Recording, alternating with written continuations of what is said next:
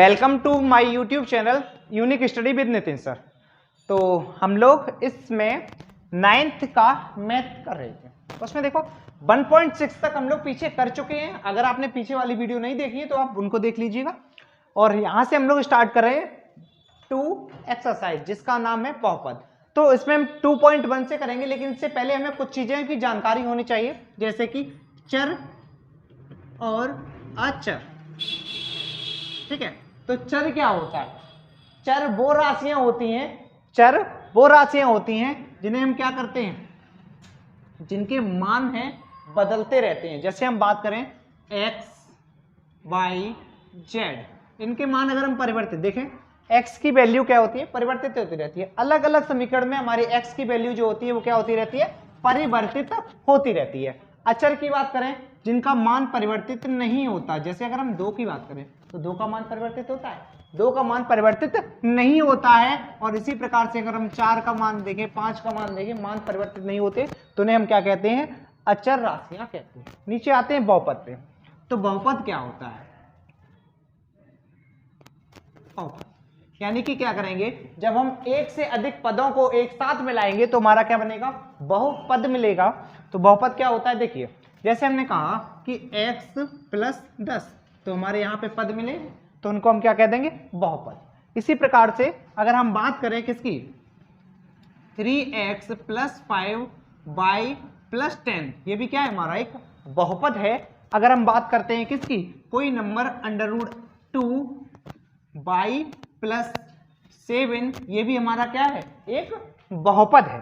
अगर हम बात करते हैं इन दोनों का, अगर हम बात करें बहुपद नहीं होंगी जो राशियां, तो बहुपद कौन सी राशियां नहीं होती? ठीक है, तो अगर हम बहुपद की नहीं वाली राशियां की बात करते हैं तो क्या होगा?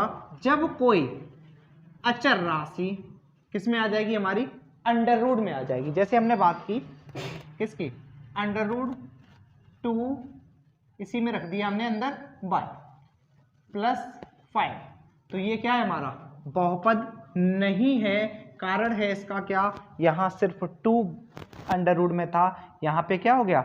y भी अंडर रूट में आ गया, तो हमारा बहुपद नहीं है। इसी प्रकार से अगर हम आगे देखें, जैसे हमने देखा √x + 7, ये भी हमारा क्या रहेगा? बहुपद नहीं रहेगा।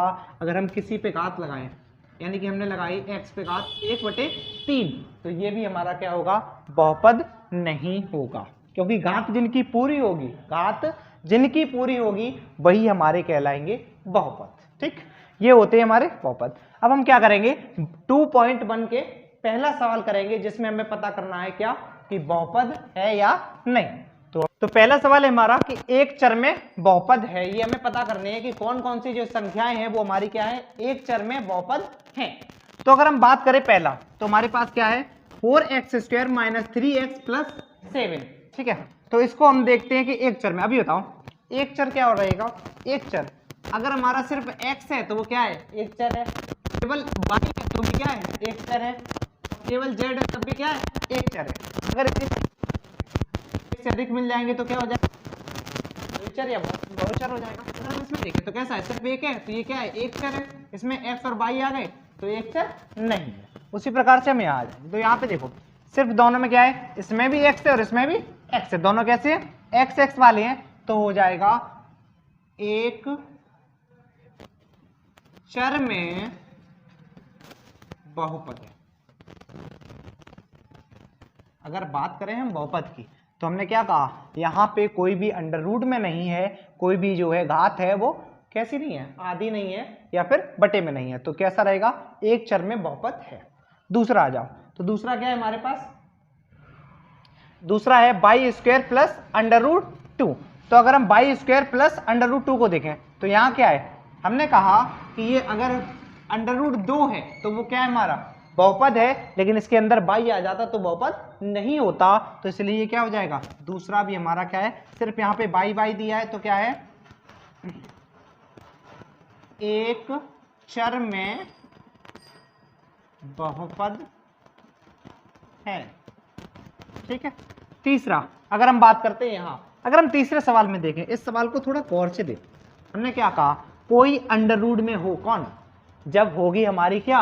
अचर, तो हमारा बहुपद नहीं होगा। तो हमारा अगर यहां देखा जाए तो दोनों में t और t तो है, यानी कि क्या है, ये एक चर तो है, एक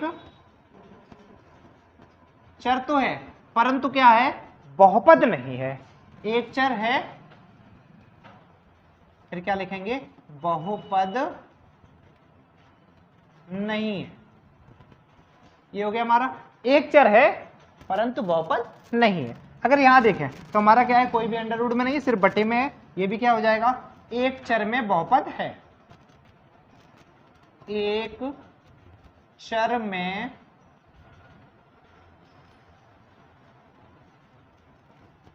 बहुपद है।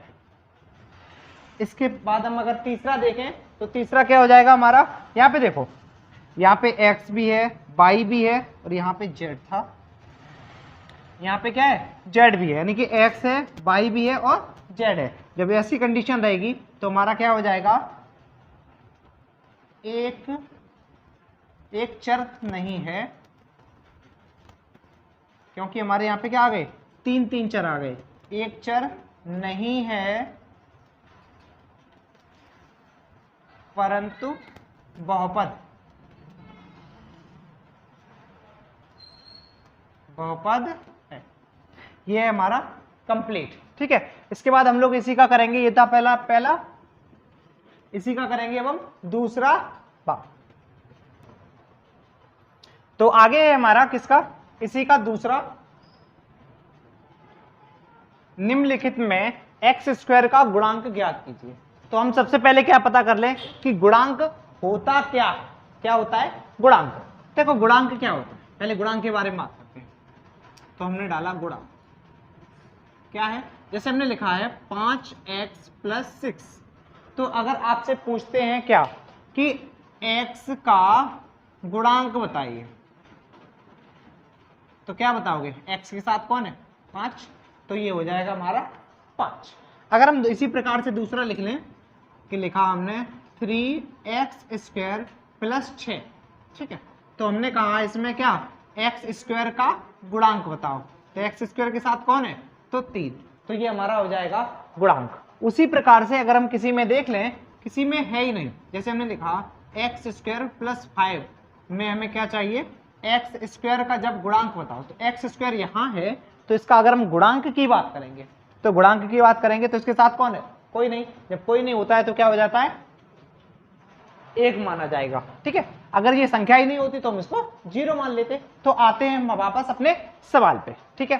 तो हमारे पास है यहाँ पहला सवाल क्या है कि 2 + x² + x, क्या है हमारे पास, 2 + x² + x में हमें क्या करना है, x² का गुणांक बताना है। तो क्या होगा, x² का गुणांक बराबर, तो x² के साथ कौन है, 1, तो वही हो जाएगा। ये बताओ हम किसी के साथ भी 1 लगाएं, क्या फर्क पड़ता है, नहीं पड़ता। उसी प्रकार से हमारा क्या हो जाएगा, x² का गुणांक भी यहाँ पे कितना हो जाएगा, 5। अगर हम दूसरी इक्वेशन में देखें, दूसरे समीकरण में देखें, तो इसमें भी हमें क्या करना है, x² का गुणांक पता करना है। x² का गुणांक कितना हो जाएगा, यहाँ पे था किसका, प्लस का 1, और यहाँ पे अगर देखा जाए तो यहाँ पे माइनस का 1, कितना आ जाएगा, माइनस। क्यों, क्योंकि x² के सामने क्या लगा हुआ है, माइनस, तो हमारा हो जाएगा ये -1 x² का गुणांक।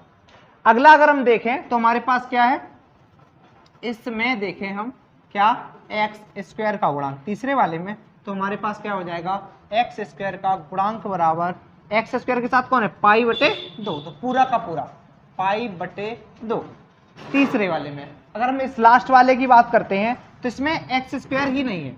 जब क्विज़ में क्या होगा, x² ही नहीं होगी तो x² का गुणांक क्या रहेगा, ये रहेगा 0।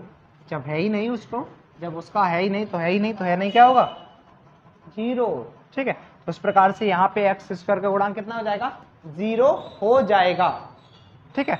आगे हम लोग इसी का करेंगे। देखो फिर से एक बार, अगर इसमें देखा हमने क्या किया, 1 नहीं था, उसके साथ 1 रख दिया, तो कितना हो गया, x² का गुणांक 1 हो गया। यहाँ पे क्या रहेगा, अगर हम यहाँ 1 रखेंगे तो यहाँ पे -1, तो यहाँ पे हो जाएगा -1, इसके साथ कौन है, π/2, तो तो ये हो जाएगा पाई बटे 2। यहाँ पे हमारा एक्स स्क्वायर ही नहीं है समीकरण में, तो वहां पे क्या हो जाएगा, एक्स स्क्वायर का गुणांक 0।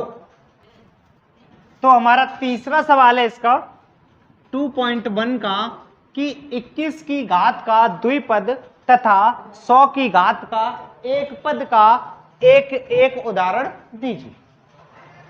तो सबसे पहले बात करते हैं द्विपद। द्विपद में क्या होगा, यानी कि दो पद होंगे। अगर हम बात कर लें किसकी, अगर हमने रखा x प्लस वाई तो हमारे कितने हो गए, दो पद हो गए। इसके बाद क्या चाहिए, 35 की घात। एक पेपर लगाओ 35 की घात, चाहे वाई पे लगा दो चाहे x पे लगा दो। तो हमारे किस पे लग गए, x पे लग गए घात 35। ठीक है, अगर ऐसे कर लें तो कितने हो जाएंगे, x पे घात 35 प्लस वाई पे घात 35 से कम लगानी है हमको। अगर कम घात लगाएंगे तो बन जाएगा हमारा 35 की घात का क्या, द्विपद। इसके बाद उसने कहा है कि 100 की घात का एक पद बनाओ। एक 100 की घात का एक पद तो कितने हो जाएंगे, किसी पर भी लगा दो। हमने कहा z पे घात कितनी लगा दो, 100। चाहे तुम x पे घात 100 लगा सकते हो, y पे घात 100 लगा सकते हो, कितना भी लगा सकते हो। ठीक है, तो हमारा क्या हो गया, इस प्रकार से हो गया 35 की घात का द्विपद। हमने कहा कि x पे घात लगाए कितने, 35 और दो पद बना लिए। और उसके क्या है, 100 की घात का एक पद, तो हमने कहा z पे घात लगा दी 100। इस प्रकार से हमारा क्या हो जाता है, तीसरा क्वेश्चन कंप्लीट हो जाता है। अब इसके बाद हम लोग करेंगे कौन सा, चौथा क्वेश्चन। तो अगला है हमारा चौथा, क्या है, बहुपदों की घात बताओ। बहुपदों की घात, जो घात सबसे ज्यादा वाली होगी वही क्या हो जाएगी, उस बहुपद की घात हो जाएगी। अगर हम बात करें इसकी पहले वाले, चलो हम लिख लेते हैं यहाँ पे घात। ठीक है, यहाँ हम लोग लिखेंगे पहले की घात, फिर दूसरे की घात, फिर तीसरे की और चौथे की। पहले की लिखेंगे। अब देखो यहाँ पे कितनी है, 2 है, इसकी घात 1 है और यहाँ पे 3। तो जो सबसे बड़ी घात है वही हो जाएगी हमारी घात। तो ये हो गया 3। तो ये हो गई इस बहुपद की घात कितनी, 3। अगर हम इस दूसरे वाले में देखें तो इस पर भी तो कोई घात नहीं है, इस पर कितनी है, 2। तो हमारी बहुपद की घात हो जाएगी 2। तीसरे में देखें सिर्फ t है। ठीक है, तो t वाले में कितनी हो जाएगी, बहुपद की घात 1। कोई घात नहीं लगी होती, फिर भी वहां पे कितना होता है, 1 होता है। अगर हम इसको देखें 3 वाले में, अब इसमें हम बात करें तो बहुपद ही नहीं है। यहाँ पे ना x दिख रहा है, ना y दिख रहा है, ना z दिख रहा है। कहाँ है बहुपद, जब बहुपद ही नहीं है तो क्या होगा, बहुपद की घात बराबर 0। ठीक, इस प्रकार से 0। अब हम लोग करेंगे इसके बाद चौथा सवाल।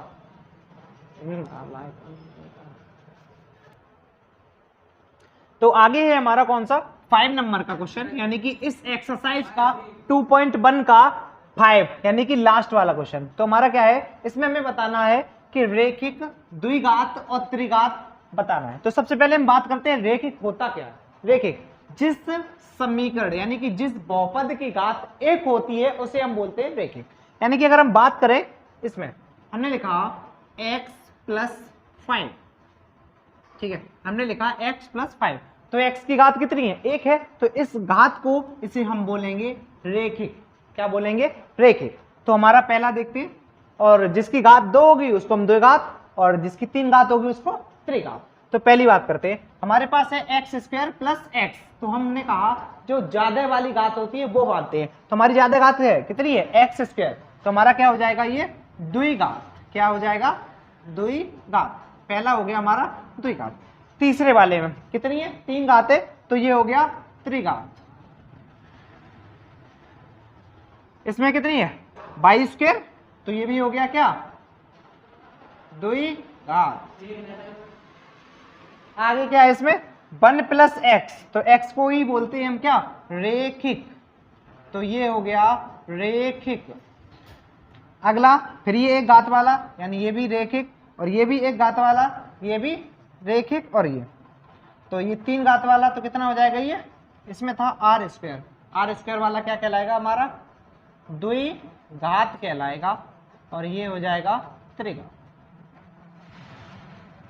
फिर से एक बार देखते हैं इसको, बंद कर दीजिए।